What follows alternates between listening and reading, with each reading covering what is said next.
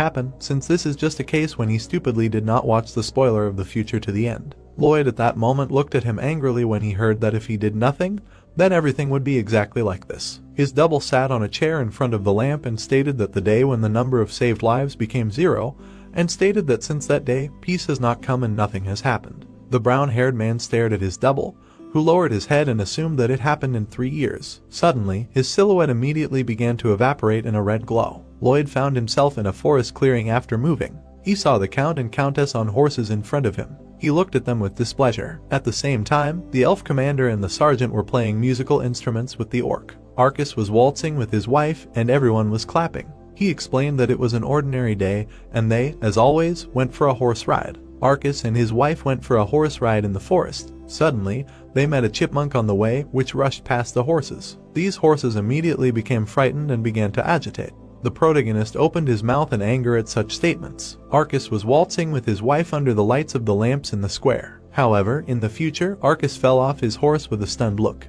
The protagonist's eyes bulged in fear. He was shocked and pulled out his eye because he did not believe what was happening. He watched this moment in horror while the double sat behind and explained that this happened about a month later. Maria and her husband were dancing a waltz to the clapping of the surrounding crowd. Maria and the memories lay in front of her husband's coffin, literally forever. The protagonist began to scream at the double with rage because he did not want such a fate. The brown-haired man immediately ran towards his double at the table and said that he saved them both, and they should live happily ever after, but he was told that he did not have the opportunity. This clone from the future lowered his gaze and said that he did not have the opportunity to go to the funeral of his younger brother. The protagonist was completely stunned and his eyes bulged. In those memories, Julian opened the door to a stranger because Sarazet had been absent for some time, becoming a fencing instructor when someone came looking for Julian. The stranger stabbed